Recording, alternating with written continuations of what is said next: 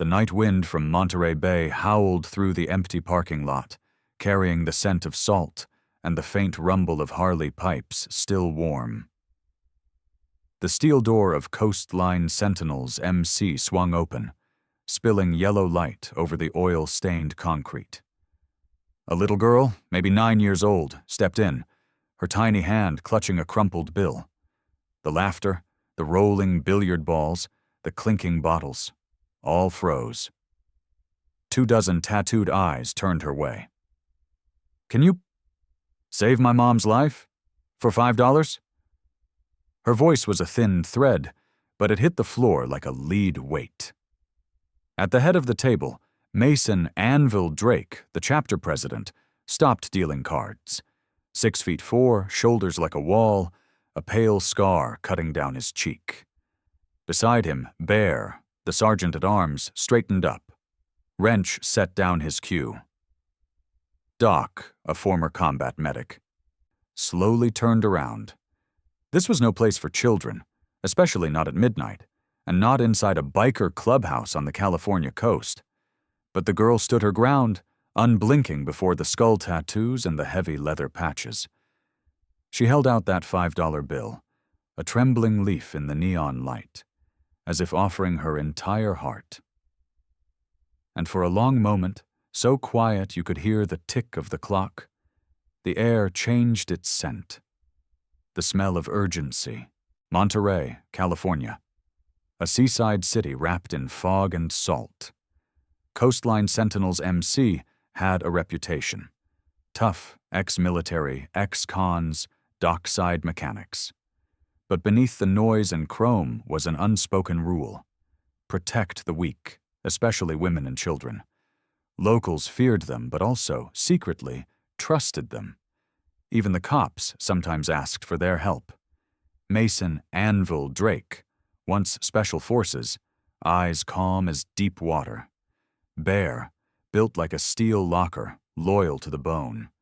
Doc, hands rough from years of stitching soldiers in the field, now fixing engines but still carrying a doctor's contact list. Wrench, the self-taught IT man who could tighten both bolts and digital locks. And Raven, the lone female rider, a social worker with a foster parent certificate, a black wing tattoo on her wrist. The little girl's name was Lily Carter. Her mother, Maria Carter, lay in St. Gabriel Medical Center, room 512. Cancer had hollowed her body. The experimental treatment might buy her light again, but the cost was a number too large to speak. Insurance wouldn't touch it. Lily spoke softly, as if reciting lines she'd practiced alone. "I have $5. People say you guys do things for money." A quiet current rippled through the room. Outside, the idle hum of a black Mercedes echoed in the lot. Someone was waiting. My uncle said, "If my mom signs the papers so I can live with him, he'll pay for the medicine." Lily's eyes were dark, stormy brown. "My mom said no. He said, then I need to learn how cruel the world really is." Mason flicked his wrist. An order. Wrench slid to the window, pulled back the curtain. The black Mercedes gleamed under the light, its driver hunched over a phone. Bear knelt beside Lily. "What's his name?" "He calls himself Victor Hale. But Mom said his real name was Isaac. Something." Doc asked quickly, "What medicine? Which doctor? How long since diagnosis?" Lily listed every detail, clear as the multiplication tables she whispered to herself each night. When she tugged up her sleeve, a faint bruise appeared on her arm. Small, but enough to tell the truth. Raven knelt beside her, offering a pink Shirley Temple. "Drink this. You're safe here?" Mason nodded once. 15 bikers rose, their chairs scraping the floor like drawn blades. They filed out into the lot. The steel door clanged shut behind them. The man in the tailored suit stepped from his car, smug, confident. "Did the kid make it inside?" he asked with a grin that didn't touch his eyes. "I'm teaching her something important. Nobody helps for free. Your lesson, Bear said, crossing his arms, is trading a child's life for her mother's. Victor narrowed his eyes. You have no right to interfere in family business. Call the cops, Mason shrugged. We'll wait.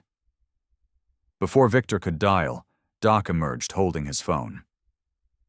Just spoke to Maria's doctor. There's still a chance for her. And another thing, Maria refused to sign custody papers because she's afraid of you. Victor's mouth twitched.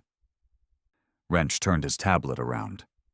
Victor Hale, formerly Isaac Hale of Oregon, investigated for misconduct with a minor. Charges dropped after a settlement.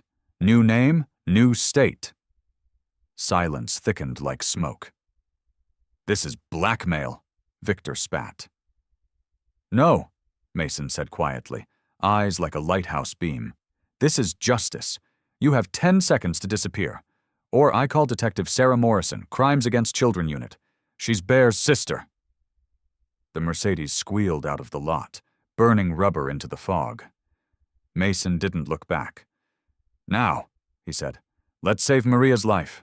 The clubhouse roared to life like a mission command. Phones lit up.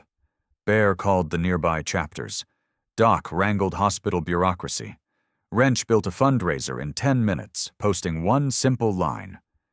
A mother needs medicine. A child has $5. The rest is on us. Raven braided Lily's hair while she sat on a bar stool, wide-eyed but calmer. 3 hours later, $25,000. 5 hours, $45,000. Dawn split the horizon like a blade, and the number $50,000 glowed on Wrench's screen. He exhaled hard, like a mechanic finishing the last bolt. Mason grabbed his old Ford pickup keys. Let's go. St. Gabriel Medical Center felt like a chapel at sunrise. Dr. Patel, a veteran medic who'd served with Doc, met them in the hallway. I don't sell miracles, he said. 40% chance. Costly, exhausting. 40% is still a door, Raven replied. 2 hours of paperwork, 5 signatures, 3 phone calls, 1 heavy nod. Lily sat by her mother's bed, whispering, Mom, the bikers are here. Maria opened her eyes. Through the doorway stood Mason, tattooed arms, rough face, head slightly bowed. Thank you, she whispered. Just breathe, he said softly. We'll handle the rest. That evening, treatment began. That night, Lily couldn't stay at the hospital. Social services called. Raven offered, I'm a certified foster parent. Lily can come with me. You have room for me? Lily asked. Small room, Raven smiled. But it's yours, and I make good pancakes. The first night was hard. Lily woke from nightmares. Outside, Bear and another biker took turns standing watch, their shadows like silent lampposts. Victor vanished. A lawyer texted that his client had left the state. Wrench uploaded the recorded confrontation to an encrypted drive and sent a copy to Detective Morrison. Week 2. Tumor markers down. Week 3. Lily smiled while learning to change oil on Raven's Sportster, her hands black with grease. Week 4. Maria sat up, skin pink again. The numbers were climbing toward hope. 2 months after the night of the $5, Maria Carter walked out of the hospital, not on the legs of a miracle, but on the strength of human kindness. The Sentinels threw a small party. Bottles clinked, eyes glistened. Maria took Lily's hand and faced the men society once called monsters. You didn't take our $5. You gave us back a lifetime? Mason accepted the bill from Lily. Frame it, he told Wrench. Hang it above the bar. Anyone who asks, we'll tell them her story. News of the framed $5 bill spread the only way good news ever does, from one heart to another. A young woman came in one night, holding a bruised toddler. I heard about Lily. I need help. Raven pointed to the frame. The price is courage. Doc checked the child's injuries. Bear called a shelter. Mason said quietly, "No one leaves here alone." Within a year, 12 families were rescued. Safe houses, court dates, medical care, midnight rides with headlights off. Things you never have to see, because people like them already did. The Coastline Sentinels became a shield. Their feared reputation reversed its meaning. When bad men are scared of you, the good can breathe again. Victor Hale fell off the map. New number, new city, new darkness. Detective Morrison tied threads from Oregon to Nevada, tracing a trail of buried crimes. The Sentinels didn't chase him. They just locked the door behind Lily, with 2 new bolts named Love and Community. When Lily went back to school, Raven walked her there. Bear parked at the corner, watching like a quiet guardian. Mason, always the man of few words, said only, "You've come a long way from that night." When Maria was strong enough to return to the hospital, not as a patient, but as someone bringing cookies for survivors, the recreation room filled with laughter and tears. Next to the coffee pot sat a big metal jar labeled, "For the next $5. Then one day, an envelope arrived. Lily had been accepted to college, majoring in social work. At her graduation, the back rows were lined with leather vests. When her name was called, the roar of the Sentinels shook the hall. Maria cried. Raven cried. Mason turned away, pretending something had fallen in his eye. Outside, Lily hugged him. "I'll come back. I'll help kids like me." Mason rested his hand on her small shoulder. "This wall isn't here to hold you back," he said. "It's here to keep the wind from knocking you down. Some stories make the world stop and think." The Coastline Sentinels never claimed sainthood. They carried scars, records, and years of violence behind them. But when a child walked in holding a $5 bill, they realized sometimes morality is simply choosing whose side you're on. The bill on the clubhouse wall has faded, its folds like the lines of a life lived hard. Whenever someone asks, Mason says, "The price of this rescue wasn't $50,000. It was the courage of a little girl who refused to sell her mother."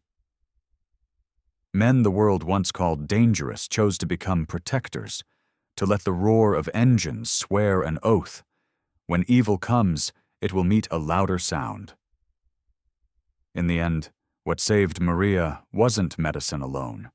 It was a community that believed kindness could be organized into action. That justice, even in leather boots, could still carry a child across the street. If the story of that $5 bill moved you, share it. Someone out there might need to know they're not alone tonight. Subscribe to Kindness Stories. 65 for more true, cinematic stories of compassion and courage. Have you ever witnessed a silent act of protection? Tell us in the comments. Maybe your story will become someone's shield tonight.